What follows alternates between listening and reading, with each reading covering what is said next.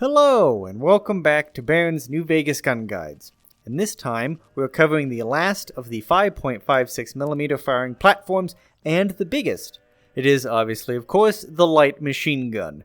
A massive step away from the precision and carefulness of the past few guns, the light machine gun is designed for spraying ammo with reckless abandon, suppressing foes so the rest of your team can get to better positions. Since you wander the wastes with few friends, hardly a squad you could call it, and enemies care not for the incidental bullets, the light machine gun, or LMG, is more for firing an uninterrupted stream of bullets without getting into true heavy weapons that we'll cover later. The origin of the LMG is in the war zones of World War I. The initial concept was thought of by the French before the war, and several prototypes were made, entering the war after its onset. The light and light machine gun was the concept that it only needed one soldier to be used. While it certainly could help with belt-fed machine guns to have someone feed the ammo more smoothly into the gun, it wasn't necessary. They are also characterized by high rates of fire and use as a suppressive weapon, not a direct killing weapon. Originally, they would use full-power rifle cartridges, but modern ones, like the example in New Vegas, fire smaller rifle cartridges. The Browning Automatic Rifle, or BAR, the Bren gun, and the M60 are examples of the full-power rifle machine guns, whereas the M249 SAW and the Stoner 63 use smaller rifle cartridges. By World War II, the use of light machine guns were now at the fire team or squad level, meaning every firefight typically featured one of them after that point in time. After the Great War, the availability of LMG seems to have gone way down from that height. So very few NCR outposts have such a powerful weapon. Super mutants, however, are the main source of them, although obviously the Gunrunner do make them as well, specifically for the NCR. The LMG is actually the only 5.56mm weapon that's fully automatic in the base game, and even with DLC, there only exists one variant of it and not another separate weapon. Now in the game, the LMG is based on the most iconic pair of LMGs, the M60 and the M249, which was mentioned before, but it is notably shorter than the M60 and features wooden furniture.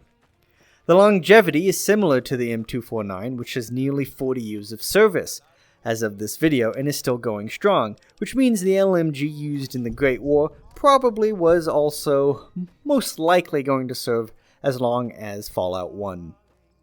Now, a good reason as to why they are more rare than the service rifle is that the LMG is a much more complicated weapon, and in real life it's prone to jamming due to overheating, whereas simple semi-auto weaponry has very little issue with that problem.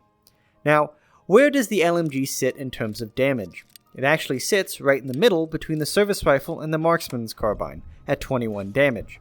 But whereas those were semi-autos, this LMG fires at real LMG speeds, at 12 shots per second, or 720 shots per minute, which is what the M249 SAW is supposed to fire. This gives a DPS of 252 damage per second, with a magazine capacity of 90 and a short reload of 2.2.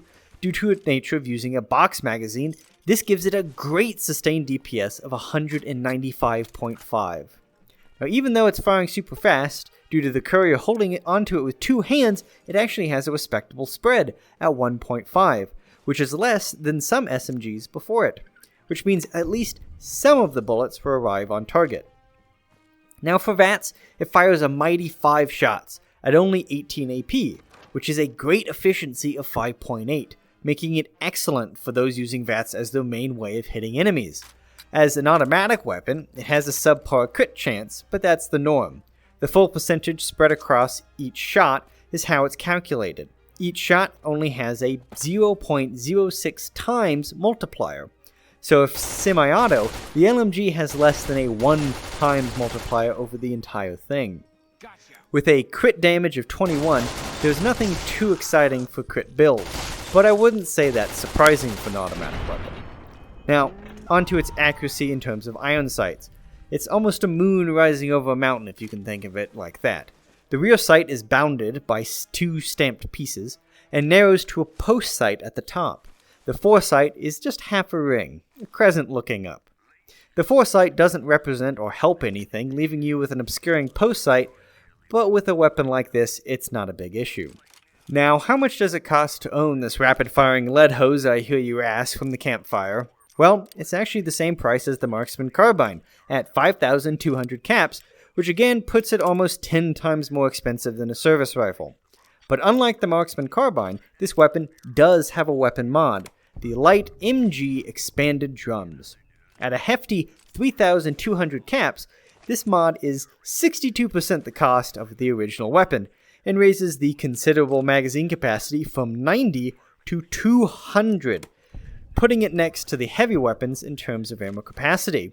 This allows the full DPS to be experienced from a paltry 7.5 seconds to a mighty 16.7 seconds. And you'll be hard-pressed to actually use that all on one enemy. Now, for a fully automatic weapon, what's the durability like? It's impressive, that's what. Capable of firing 3,995 rounds of standard ammo, 1,329 shots of surplus, and a whopping 4,995 rounds of 223 ammo.